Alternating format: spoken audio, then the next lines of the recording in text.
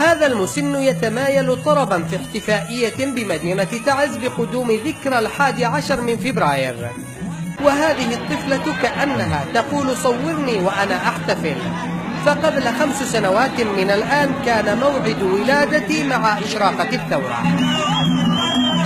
الاحتفال ب 11 فبراير جاء من أبناء ثورة فبراير الذي هم أنفسهم هم في صفوف المقاومة الشعبية، ليوصلوا رسالة للعالم بأن ثورتنا مستمرة لطالما أبنائها مواجيد في قلب الحدث، ليخبروا العالم بأجمع بأن المقاومة هي استمرارية للفعل الثوري في 2011، وأنه من لم يقبل بالثورة السلمية إنما يعجل بحتمية ثورة العنف.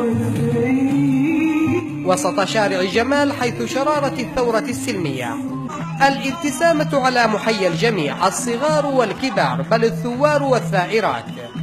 ف11 من فبراير يعني سقوط طاغية وبداية عهد جديد نحو المستقبل.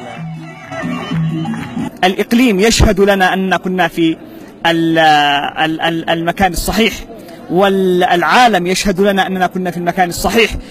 لقد وقفنا في 2011 كما نقف اليوم في 2016 ضد نظام إرهابي، ضد ميليشيا تلبست لبوس الدولة.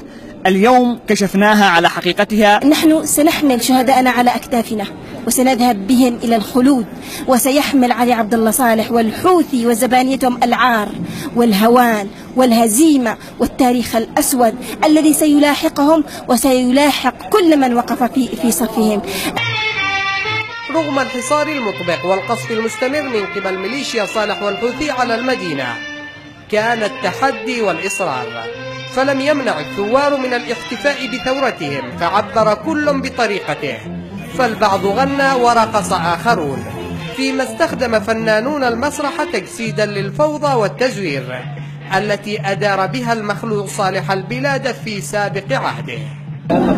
الذكرى 5 لثورة فبراير يعني تعز تحتفل بل تتنفس الحرية، فهو يوم استثنائي بامتياز في تاريخ نضالها واليمن ككل.